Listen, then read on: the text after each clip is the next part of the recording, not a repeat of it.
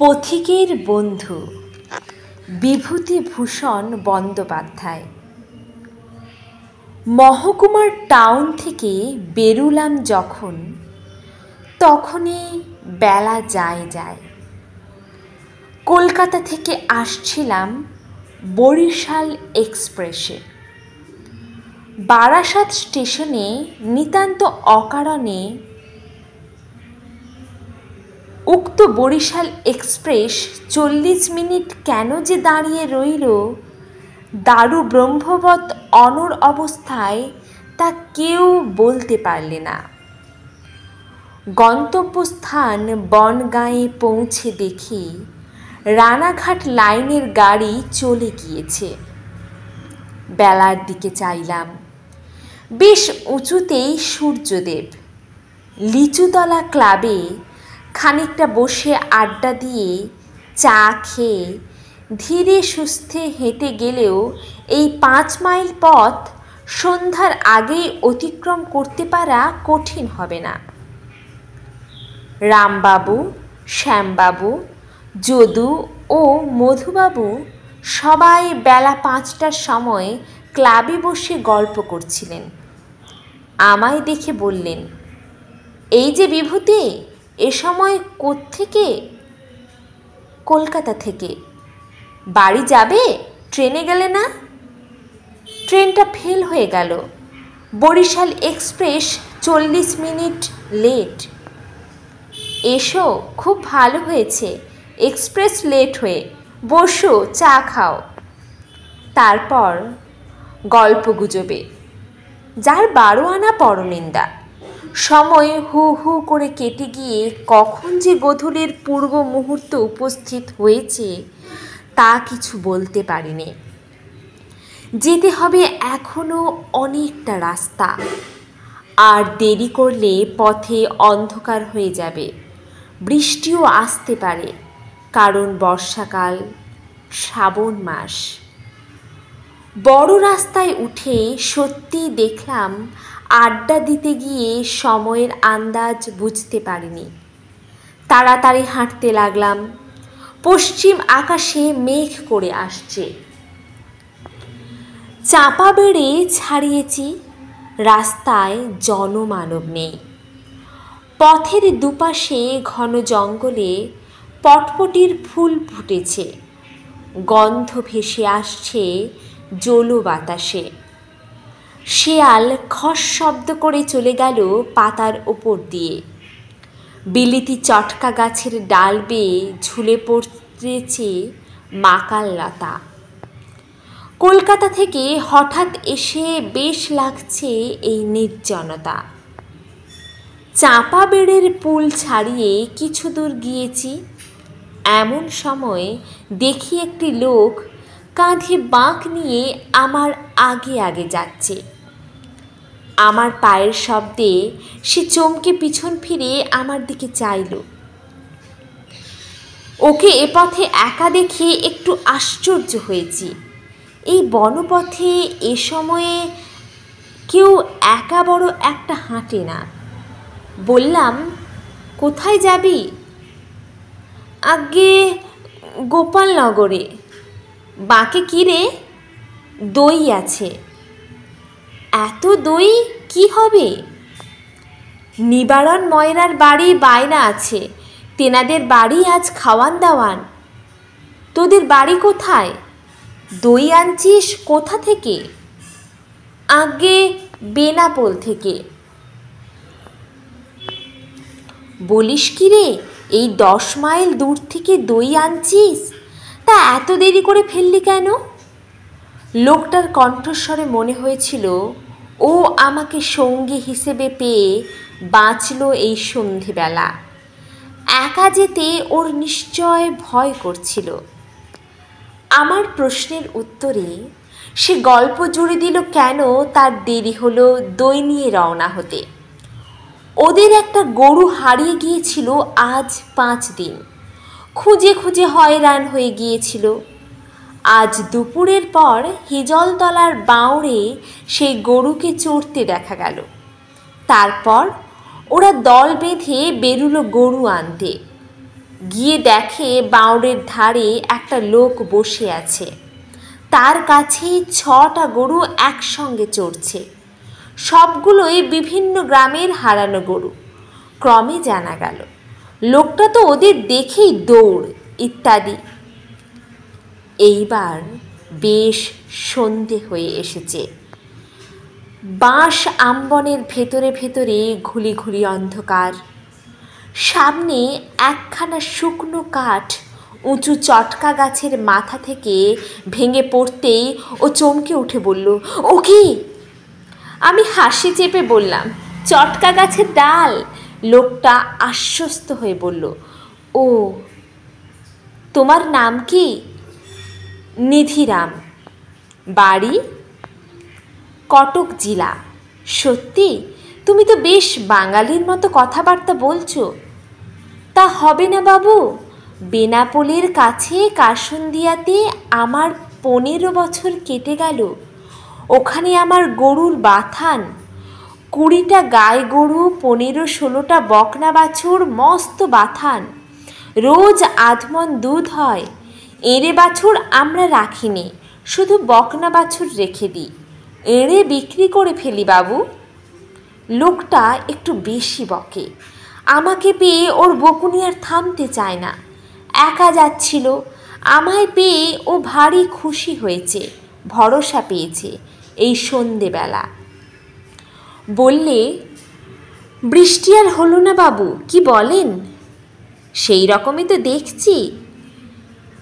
এবার বড় 2 বছর। আমন ধানের রোয়া হলো কই? বীজ পোতা ছিল 2 কাঠা ভুঁই, সে বীজ লালচে হয়ে আসছে। ওই দেখুন কেমন মেঘ করে আসছিল, আবার ফর্সা হয়ে এলো। এবার আমাদের এদিকে খুব কম বৃষ্টি হয়েছে। আমন ধানের রোয়া হয়নি। চাষা মহলে হাহাকার পড়ে গিয়েছে। ধানের দর ছিল 4 টাকা মণ, এখন উঠেছে 7 টাকা মণ। গরিব দুঃখী লোকেরা এর মধ্যে উপোস শুরু করে দিয়েছে। আমায় আবার বললে, গরুগুলো অনেক কষ্ট করে মানুষ করা, এবার বিচুলি অভাবে মারা পড়বে বাবু। কাঁচা ঘাস কেটে খাওয়াবে। বর্ষাকালে কোনো গরু বিচুলি খায়? সবই কাঁচা ঘাস খেয়ে বাঁচে। বেতনা নদীর ধারে আগে আগে কত কাঁচা ঘাস পাওয়া যেত, এখন সব আঁটি বেঁধে এনে বনগা শহরে বিক্রি করে। শহুরে বাবুরা 4 আনা 14 পয়সা 1 আঁটি কিনছে। আমাদের গরুর ঘাস নিয়েই মুশকিল। ওটা কি বাবু? এইবার লোকটা চমকে উঠে যেন আমার গা ঘেঁষে এসে থমকে দাঁড়ালো। আমি বললাম, কই কি? ওই যে সাদা মতো।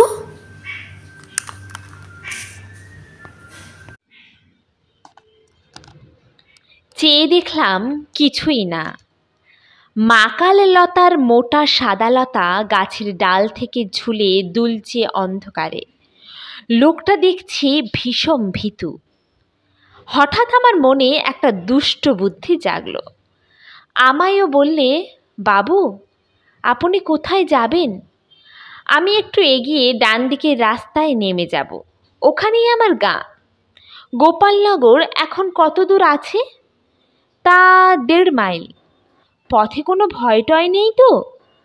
আমি জোরে ঘাড় নেড়ে বললাম, না, ভয় কিসের? এই অঞ্চলে বাঘটাঘ নেই, বুনো শুয়োরও নেই। সে বললে, আমি বাঘের কথা বলিনি বাবু, বলি এই সন্ধেবেলা আবার নাম করতে নেই, সেই তাঁদের। ও, ভূত প্রেতের? ও নাম করবেন না সন্ধেবেলা। রাম রাম রাম, ও নাম কি করতে আছে এ সময়? রাম রাম রাম। আমি অতি কষ্টে হাসি চেপে বললাম, ও বুঝেছি। তবু একটা কথা, যখন তুমি বিদেশি লোক তখন তোমাকে সব খুলে বলাই ভালো। কি বাবু? দাঁড়াও এখানে, আমি তো এখনই নেমে যাব। তুমি একা যাচ্ছ এতটা পথ অন্ধকারে, পথে জনপ্রাণী নেই। আমার বর্ণনার বহর শুনে লোকটা আরও আমার দিকে ঘেঁষে দাঁড়ায়। আমার মুখের দিকে হাঁ করে চেয়ে বললে, তারপর বাবু? তারপর আর কি তোমাকে বলা আমার উচিত নয়। কিন্তু যখন জিজ্ঞেস করলে তখন না বলাটাও তো ঠিক নয়, বিশেষ করে একা যখন যাচ্ছ, সঙ্গে নেই লোক। ওই যে একটা সাঁকো আছে রাস্তার ওপর বনের পাশে, ওই সাঁকোটা বড় খারাপ জায়গা। কেন বাবু? ও জায়গাটাতে ভূত, মানে ওরা সব আছেন কি না? পাশে যে বড় বাগান, ওটার নাম গোয়ালদরের আমবাগান। বড্ড খারাপ জায়গা। অনেক দিন আগে, তখন আমি ছেলে মানুষ, একবার একজন এই তোমার মতো বিদেশি লোক একটা যাচ্ছিল গোপালনগরে সন্ধ্যের পর। তারপর দিন সকালবেলা দেখা গেল কিসে তার ঘাটটা ভেঙে মেরে ফেলে রেখেছে সাঁকোর তলায়। এ আমার নিজের চোখে দেখা। কথাটা তোমায় বলা উচিত নয়, তবে যখন জিজ্ঞেস করলে তখন চেপে রাখাও তো উচিত নয়। একটা বিপদ হতে দেরি লাগে না। তখন তুমি বলতে পারো, বাবু আপনি জেনে শুনেও আমায় বলেননি কেন? সন্ধ্যের পর কেউ ও পথে যায় না, প্রাণ হাতে করে যেতে হয়। আজ বছর 2 আগে এক রাখাল ছোঁড়া দিন দুপুরে অজ্ঞান হয়ে পড়েছিল সাঁকোর তলায়। যাক, সে তুমি রাম রাম বলতে বলতে চলে যাও, কোনো ভয় নেই। বাবু আপনি কি নেমে যাবেন? হ্যাঁ, আগে আমার গায়ের রাস্তা নেমে গেল, আমি এইবার চলে যাব। তাই তো বাবু, একা আমি কি করে যাব? রাখে কেষ্ট মারে কে? মারে কেষ্ট রাখে কে? কপালে মৃত্যু থাকলে কেউ সামলাতে পারে না, না থাকলে কেউ মারতে পারে না। রাম রাম বলতে বলতে চলে যাও। দাঁড়াও, আজ আবার তিথিটা কি? চতুর্দশী। তিথিটা ভালো নয়। অমাবস্যে, চতুর্দশী, প্রতিপদ, এই তিথিগুলো খারাপ। কেন? কেন বাবু? সে আর তোমাকে বলে কি হবে? তুমি সন্ধ্যের অন্ধকারে এক রাস্তার ওপর যেতে হবে, এখনো তোমায় এক ক্রোশ পথ। ক্রমশ ঘুটঘুটে অন্ধকার হয়ে আসছে। তবে তোমায় বলা আমার উচিত, বিদেশি লোক, তোমায় সব কথা খুলে না বলাটাও ঠিক নয়। একটা বিপদ হতে কতক্ষণ? তখন তুমি আমায় দোষ দিতে পারো, এইসব তিথিতেই ভূত প্রেত পিশাচ ব্রহ্মদত্তি। লোকটা বলে উঠল, রাম রাম রাম রাম, ওসব নাম করবেন না বাবু। মানে ওরা সব বার হয়ে থাকেন কি না? তাই নাকি? তবে তো। আবার কি জানো, এই চতুর্দশী তিথিতে গলায় দড়ি দিয়ে অপমৃত্যু ঘটেছে এমন ভূতেরা বার হয়। আমি একবার বড় বিপদে পড়েছিলুম। লোকটা আড়ষ্ট সুরে বলে, কি বাবু? একটা শ্মশানের ধার দিয়ে সেবার যাচ্ছিলাম, সেও এক ভূত চতুর্দশী তিথি।